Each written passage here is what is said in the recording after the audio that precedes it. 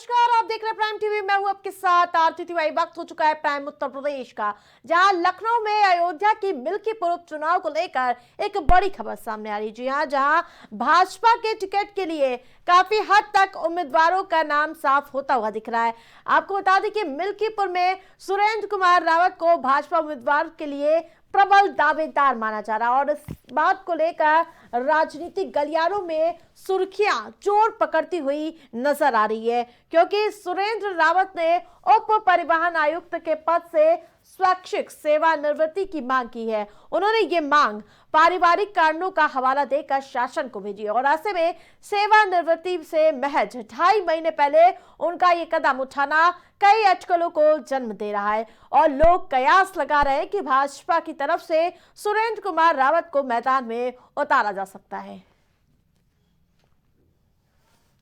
और ज्यादा अपडेट के साथ सहयोगी शहबाज हमारे साथ जुड़ चुके हैं। शहबाज, जिस प्रकार से लगातार मिल्कीपुर की फाइट टाइट होती हुई नजर आ रही है और इस बीच लगातार सुरेंद्र कुमार रावत का नाम उभर कर सामने आ रहा है, कैसे देखते हैं, कितनी चुनौती होगी?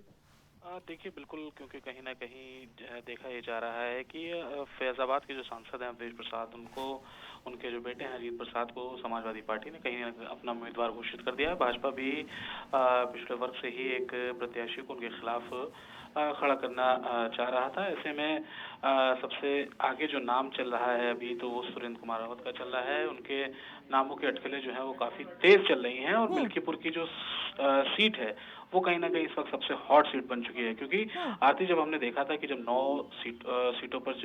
10 सीटों पर चुनाव होने थे, लेकिन 9 ही सीटों पर चुनाव हुआ था और उस वक्त काफी चर्चा थी मिल्कीपुर सीट की और ये कयास लगाए जा रहे थे कि मिल्कीपुर में अगर चुनाव होगा तो इस बार भाजपा और सपा दोनों की तरफ से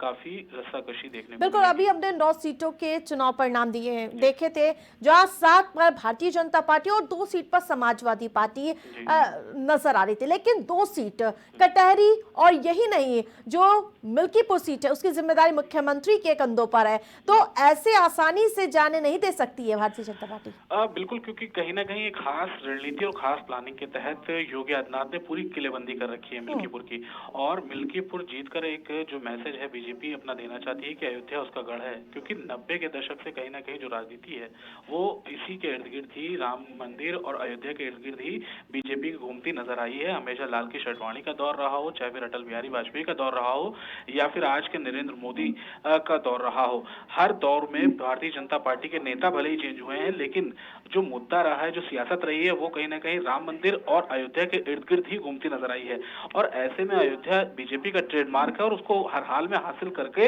एक बड़ा मैसेज जो है 27 से पहले बीजेपी देने का पूरा मन बना चुका है और बीजेपी का आलाकमान ये योगी आदित्यनाथ से चाहता भी है कि मिल्कीपुर सीट जीतकर वो खुद बीजेपी की झोली में डालें। ऐसे में एक सवाल बड़ा खड़ा होता है, 2017 में बाबा गोरखनाथ इस सीट से जीत फतेह कर चुके हैं, लेकिन उसके बाद वहां के सांसद जो थे उन्होंने उनको मात दे दी, लेकिन क्या लगता है बाबा गोरखनाथ का नाम कितना आगे हो सकता है? देखिए, उनके नामों की चर्चा चल रही थी कि बाबा गोरखनाथ को भी टिकट शायद, क्योंकि पहले उन्हीं का नाम चल रहा था। जब 10 सीटों पर चुनाव होने थे तो लगभग नाम फाइनल भी हो चुका था उनका, लेकिन अब जो प्लानिंग है कहीं ना कहीं बीजेपी ने अपनी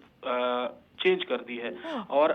जो सुरेंद्र कुमार रावत इस वक्त जो नाम सबसे आगे चर्चा में चल रहा है, हालांकि अभी अटकलें लगाई जा रही हैं, अभी फाइनल मुहर नहीं लगी है, लेकिन ऐसा माना यह जा रहा है कि हो सकता है